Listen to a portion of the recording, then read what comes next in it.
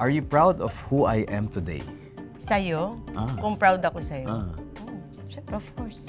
Walang dahilan para maging hindi. I am always proud of you. I'm proud of you too. Yung similarity na lang nung aming working relationship at saka yung aming relationship at home, parang dynamic in a sense, pero at the same time, parang swak na swak, perfect fit. Sa 11 years, siguro mas na-strengthen lang yung paniniwala ko doon sa kung bakit namin pinili ang isa't isa. So parang mas na-reinforce din yung belief na kasi talagang mas naging tutok talaga siya sa pamilya, lalo na sa kids. Kasi dati yun talaga yung parati namin pinag-uusapan kung mag-aasawa tayo, ganito yung gagawin natin, ito yung plano natin. So ngayon mas napatunayan niya, tama nga yung mga sinabi noong umpisa. More than new realizations, mas na-strengthen lang yung paniniwala niya. Supportive talaga siya sa lahat ng ginagawa ko eh. So sabi ko nga, doon nagiging mas makabuluhan yung relationship nyo na hindi lang puro saya. May mga pagkakataon talaga na magkakaroon kayo ng problema, may mga pagkakataon na dami yung struggle. Pero at the end of the day, parang ma-realize mo na mananaig pa rin talaga yung pagmamahal nyo sa isa't isa. Kasi yung para sa akin, yung true love talaga is hindi lang dahil gwapo siya ngayon, provider ko siya ngayon. Parang mas mamahalin ko siya dun sa mga panahon na kinakailangan ako, yung mga time na yung weakness niya ay napupunan ko. Ngayon, pag nakikita ko yun, na yung kakulangan niya ay napupunuan ko, dun ko na-realize na compatible talaga kaming dalawa, na ibinigay talaga siya para sa akin, para tulungan ko siya at para tulungan niya ako dun sa mga bagay na nahihirapan ako. May mga pagkakataon na may mode kami na mag-asawa kami, pero may mode kami na, best friend, I need your help. Isa pala yung sa kinakikiligan ko, pag tinatawag niya, best, I need your help. Change hat! Yes, best. Ayan, may ganun. Akilig Perfect day, kayong dalawa lang. Kayong dalawa lang. Magre-relax sa sofa, ayan.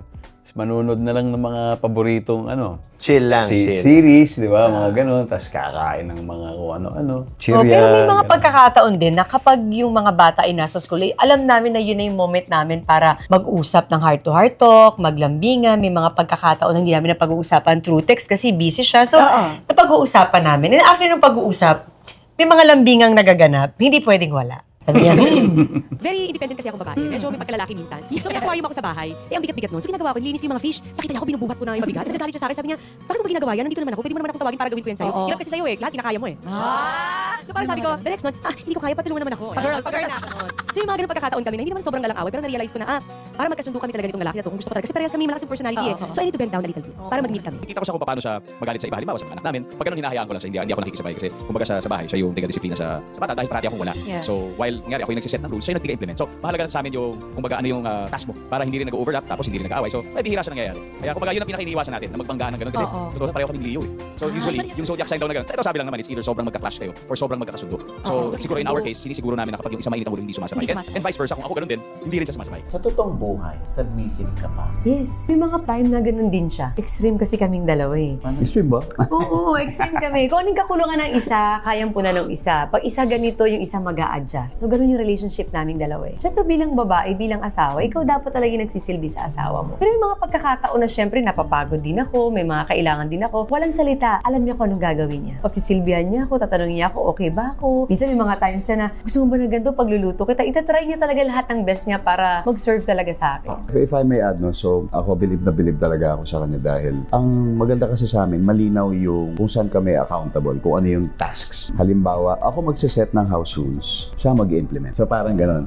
So malinaw yun. So kung yari, nasa implementation siya, let's say may sumuway, pagagalitan, hindi ako makikialam doon. Pero pagdating sa rules, yun yung task ko, ganun din naman siya sa akin. So nire-respect niya yung jurisdiction, tapos ako nire-respect at nagsusuportahan kami. So bihira naman yung pagkakataon na may mas superior sa isa because I think mas nananaig yung respect namin sa kakayahan ng bawat isa. Malaki talaga yung respeto niya sa akin. Sa takot na rin. Walang Kasi takot diba- to, kasi pero may- malaki respeto. Pero ikaw ba, hindi naman ikaw yung tipo ng babae na pag si Dong wala, nagtatrabaho, o si Dong ba talaga nasa trabaho or baka nasa Explain iba? mo yan para alam mo.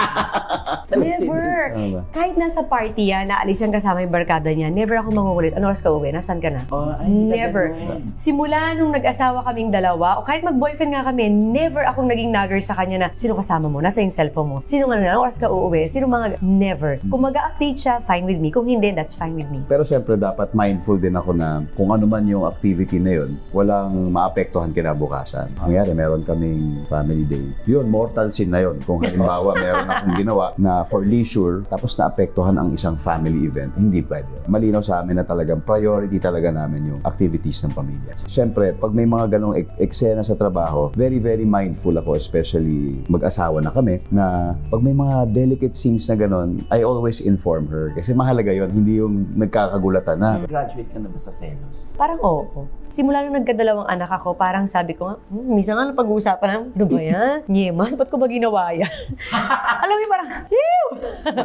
Yung mga ganong factor na natatawa na lang ako sa sarili ko pag binabalikan ko. Sabi ko, oh my God, ito talaga yung mga kabataan talaga. Parang sabi ko, Dad, ano ba itong ginawa ko? Sabi niya, ewan ko sa'yo kasi naman ikaw, ganyan-ganyan. Tapos nagtatawanan talaga namin. Parang ako, oh shucks, bakit ba? Magbo-birthday kasi ako nung every August. So, Visit ka. ako, ayaw ko yung sinusurprise ako eh. Ayoko talaga kasi gusto ko... Alam ni Pao yun. Gusto ko, yung kung meron man, yung kahit pa paano may control ako dahil una kung sino yung iimbitahin, kung ano yung mangyayari, at lalong-lalo na ayokong napapagod yung nagpaplano, especially in this case, siya. Na-discover ko na nagpaplano siya ng surprise party para sa akin. No, parang birthday ko sa taong ito. So, nahuli ko rin siya sa kanyang bibig kasi nagbibigay siya sa akin ng mga clue. Parang no, minsan matutulog kami. Dad, sa Sabado, suotin mo yung binili ko sa yung polo yung blue. Sige, kasi sabi Kasi niya. mamay, magmukhang tanga doon sa party. Kunyari. Ang script niya, may event siya. Tapos sasamahan ko siya. O di, malinaw yun, di ba? O sige, sama ako. May gagawin ba ako? Wala naman. O sige. Matutulog na kami. Suotin mo yung blue polo, yung binili ko sa'yo. Kasi doon sa event. So, bakit kaya? Hindi niya siguro naalala. Nung binili niya sa akin yung polong yan, sabi ko, ito susuotin ko to sa birthday party. Ganoon. So doon may clue na ako. Ngayon, nag-imbestiga na ako ngayon. Nagtatatawag na ako. Meron, sa kayo sa gantong araw. Tapos may mga ibang nadulas. Gano'n. So sinabi ko sa kanya, may pinaplano ka. Huwag mo na ituloy. Ayoko talaga. Ayoko. Tapos, ayaw talaga bumigay. Hindi, wala. Hindi, meron. Ayoko masayang yung pagod mo. Hanggang sa umami na siya, yung pala, ang dami na niyang nagawa. Natawagan na niya yung supplier, lahat. As in, buo na talagang all systems Siya na lang yung kulang. And this was mga 4 days before. So, ako matibay, sabi ko wag. Kasi number 1, magastos. As in, grabe yung gusto niyong gawin. Sabi ko, so 45th ko na lang, wag na yun. Kasi sayang wag. Ayoko mapagod ka, ayoko gumastos ka. Yun talaga yung reason ko. Syempre, bilang nandun na lahat, naka-set up na, yun, talaga umiyak siya. Hindi ko lang dahil frustration ba or, syempre, nagawa na niya yung trabaho, di ba? But I'm saying this because na-appreciate ko siya. And I know na umiyak siya dahil... Sambon kong pinalano yun. Bukod doon, gusto mo ibigay yung the best para sa akin. Oo naman. Pero nagkasundo naman kami noon na, imbis na gawin natin this year, pwede naman natin gawin sa 45th. Ayun, doon sa 45th niya, sabi ko, since alam mo na, bahala kang gumawa ng party mo, a-attend lang ako. Hindi, ikaw pa rin yun. Hindi na, sinabi mo na, bahala ka na.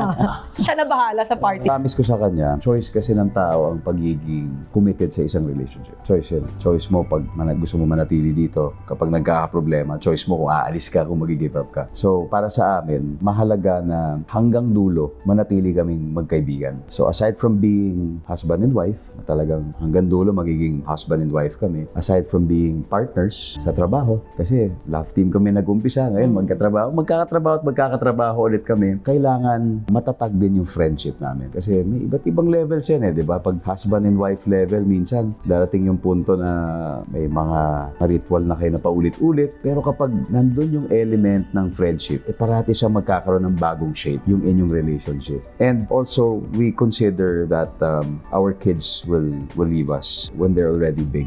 Diba? Pag may sarili na silang buhay. Ang maiiwan, kaming dalawa pa rin. Ang focus na namin ngayon ay yung isa't isa. Kung matibay yung pundasyon namin bilang magkaibigan, mag-i-evolve yung relationship namin as husband and wife. Yun yung paniniwala ko personally and yun yung pangako ko sa kanya. Ikaw naman yan.